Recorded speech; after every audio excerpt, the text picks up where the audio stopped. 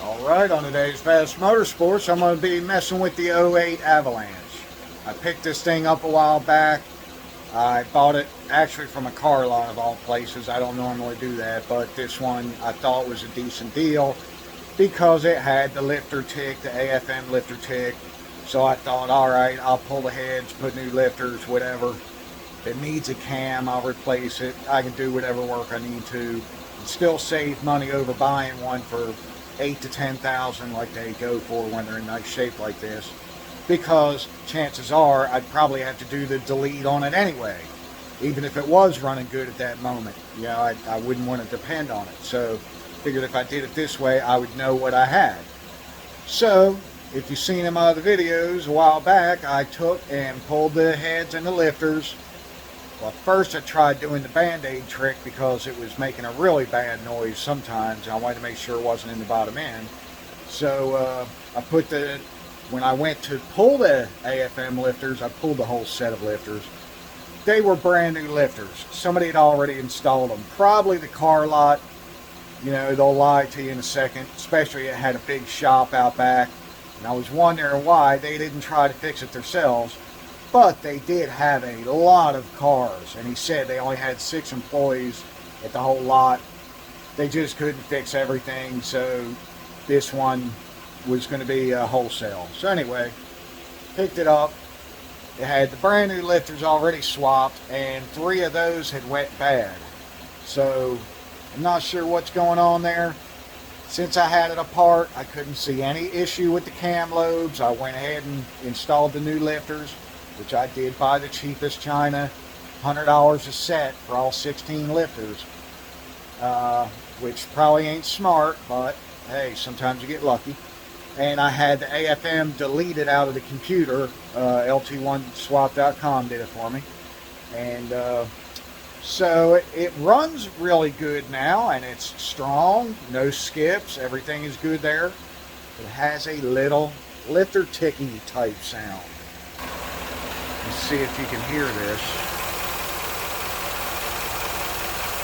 Not sure how good it'll do with it being on the phone.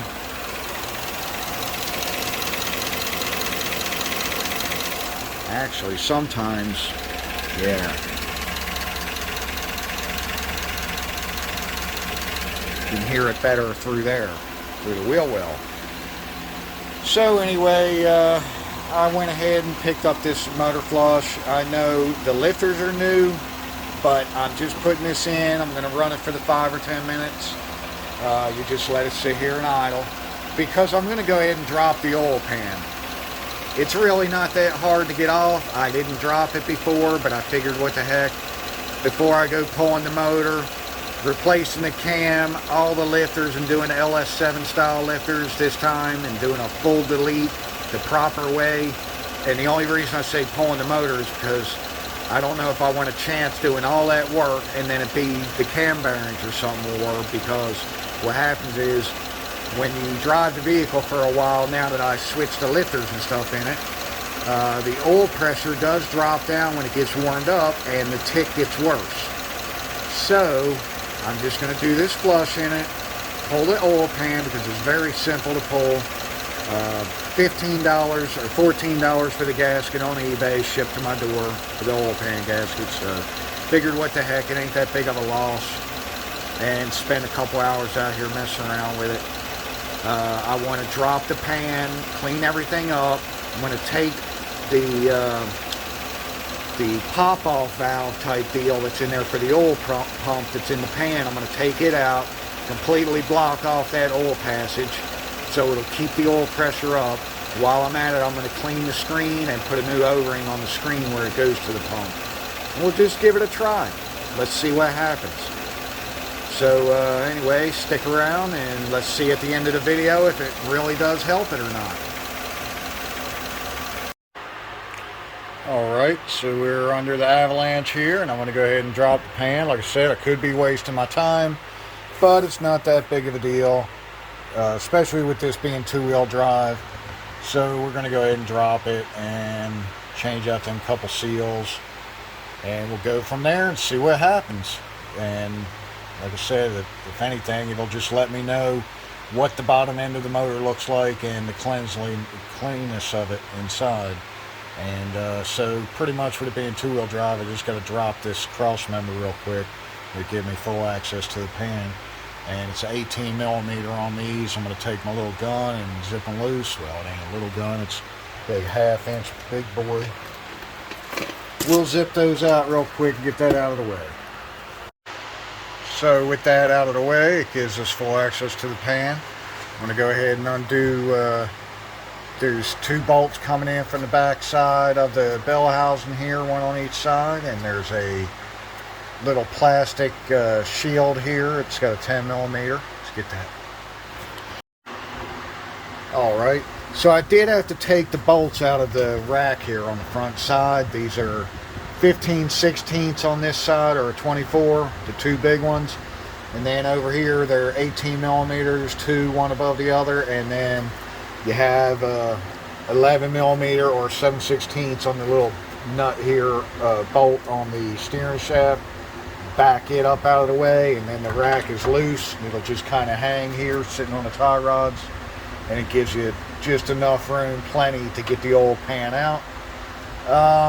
I don't know. I see like some buildup on the tube there and stuff, but I don't see anything inside the screen. It's kind of hard to show you with the phone, but I've already looked in it. I think somebody's already had the pan off, because this oil pan gasket is supposed to be riveted to the pan, and it's not. And plus, when I feel the lip on it, I mean, it's nice. This gasket still feels like brand new. So they must have had it off also. I don't know what all has been done to this motor, what's been messed with, but somebody's definitely been into it. I've even seen one of the motor mount bolts over here where it goes into the engine block. It must have been stripped or something, cross-threaded, because it's not all the way in. And not sure what all's going on here, but anyway, I'm going to go ahead and drop the tube, put a new O-ring on up here where the oil pump is, where it goes into the oil pump. Go ahead and clean this loose stuff up off it, make sure the screen itself's good and clean. I may wind up dropping the windage tray. I'm not 100% sure yet. I was just wanting to take a look at the bottom end of the motor, which I really don't hear anything in it. I looked inside here. I do see some sludge and stuff like that. So, you know, this part of the pan's not that bad, but where the screen sits, I do see some nastiness in there. So I'm going to go ahead and take these out, pull this cover out, clean the pan really good. And the other thing, the main reason I'm doing this, I want to take this is your bypass oil blow-off valve, because these come with a high volume pump installed.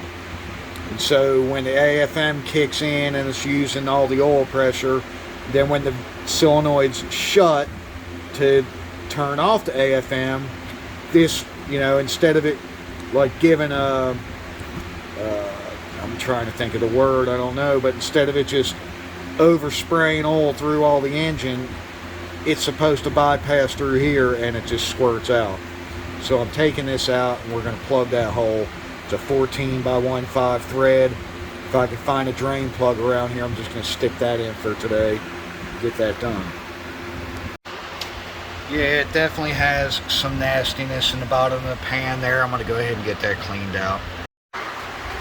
I'm going to go ahead and just put me in a drain plug like this where that blow-off valve was. And we'll zip that on down in there and get her tight. Well, I did go ahead and drop the windage tray, and I tried looking up because I could see the actual cam lobes, and I just looked across them and inspected them. I can't visually see anything wrong with the lobes, or no excessive wear or anything like that on them, or discolored. So I'm not real sure there. I think everything's all right with the cam. I went ahead and put the windage tray back up and cleaned the screen out and put a new O-ring over here on it. Got the pan gasket cleaned up because I think somebody's already had it off. I felt it. Everything is nice on the rubber bead here all the way around it, especially here where the oil's going to pump through. That was my main concern. And everything feels nice and is sticking up. nice and it's soft, so I'm just going to leave that one. And I'm about to put the pan up and get her tightened up, put some oil in it, and start it up and see what happens before I even put the rack or anything back on. I just want to hear the motor and see if it made any improvement. So one thing I like to do is I hold the pan up and I put one bolt on each side here around the middle area, and I just run them up by hand so to keep it in place. And now I can go around and start all my others. You want to make sure all the bolts are in before you tighten any of them all the way down. And I went ahead and stuck my two in the back here through the bell housing, and those have started. It's pretty important to get those, and the other one I ran it all the way down by hand. You want those in because it needs to be back as far as possible up against this bell housing, because it's using the pan as part of the structure. You don't want to tighten all your pan bolts down and this not be flush up against the bell housing, and then tighten them and pull it and stretch the gasket or anything. It all needs to be lined up, so get them down snug too while you snug the rest of them, and then tighten everything. I'm not doing torque specs. I got the little 1/4-inch gun on this stuff going back on, and just about 3 or 4 ooga-doogas is perfect on that. And then I'll probably come back with the hand ratchet just to make sure that it feels good. When you've been mechanicking long enough, you can just feel it and know that it's good, especially with an aluminum gasket like that. It's not like it's back in the day with old cork gaskets and you're going to crush them or something. Alright, I got all my bolts in. Don't forget your long ones here to go in the back of the pan going up. And one thing I did want to mention on this, I didn't undo my battery cable or anything. I did not undo the starter because I didn't want to take it off. It's got this little plastic shield here that goes behind the starter. Some people remove the starter to get the shield off. Just make sure it's out of the way, pushed over a little when you're going back on with the pan. That's pretty simple. That's all you got to do. It's up to you if you want to drop the starter. If that's how you get your rocks off, that's fine. Whatever turns you on. I don't take them off. There's no reason it's not connected to the pan. My pan on this particular one does not have the oil level sensor. It would have been screwed in on the side here. So that's pretty much it. It's a pretty simple job. I'm pretty sure this ain't going to make any difference in the way the noise is happening on the lifter deal, but what the heck, it was easy enough. I wanted to try it, get an idea of what's going on in the bottom end, plug off that. I definitely wanted to plug off that overflow burst valve, because even if I do have to go ahead and do the top end again with the cam and lifter swap, then I won't have to worry about that because I'm leaving a high volume oil pump. Who doesn't want higher volume oil in their vehicle, you know? Heck, that's what you always do, is you upgrade to a high volume. So anyway, I'm going to go get my filter and go ahead and fill it up and screw it on. And we pour some oil in it and get her started up. Alright, I went ahead and filled her back up with oil. So we are ready to give her a try. I would say here goes nothing, but here goes everything.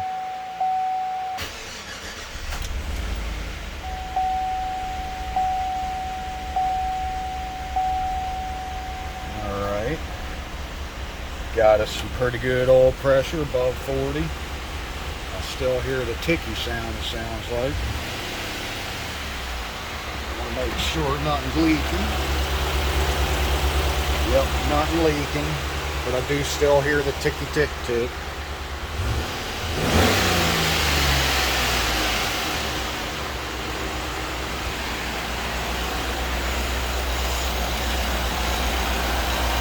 Yeah, I can still hear it.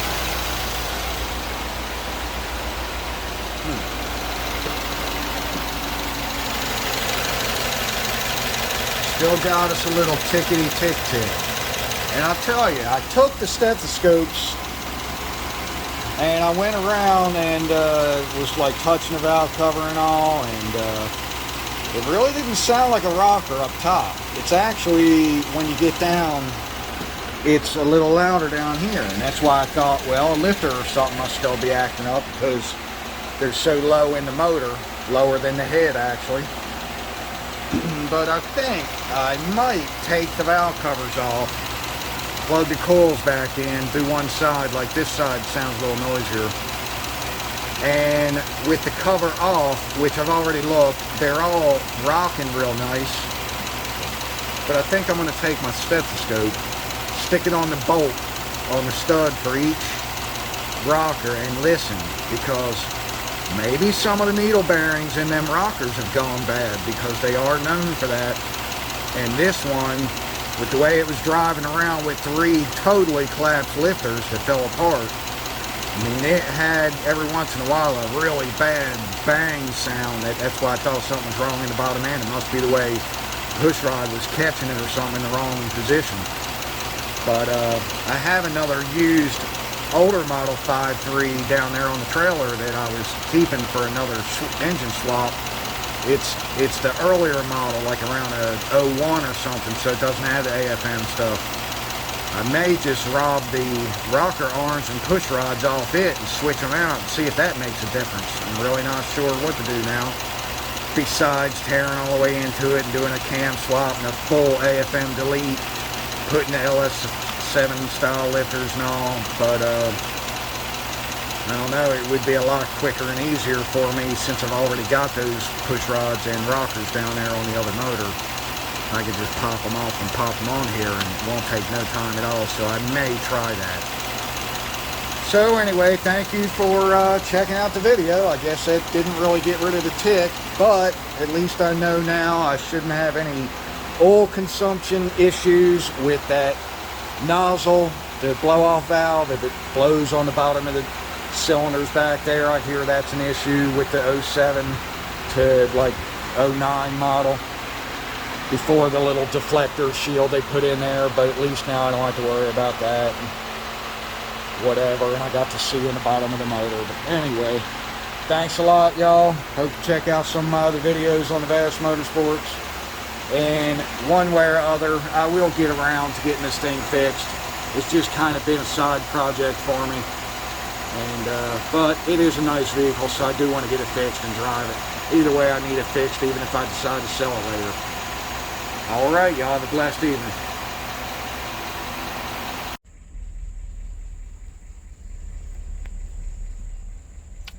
Well, from inside the vehicle, I'm not sure how much you can tell, but you can barely hear it. It might have got a hair better. I mean, it definitely drives good. It's smooth. The motor sounds good. I don't know. It's definitely not right. I know it should be totally quiet. Yeah, I can hear it out there.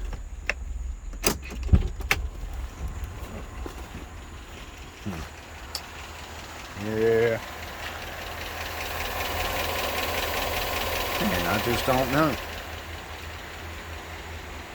Oh well, I guess like I said, I'll pop them valve covers and listen to each rocker individually, because who knows, maybe one of them rockers, the bearings is messed up in it, especially the way they were getting slammed, and I have no idea how long somebody was driving it like that. So maybe I'll check them out.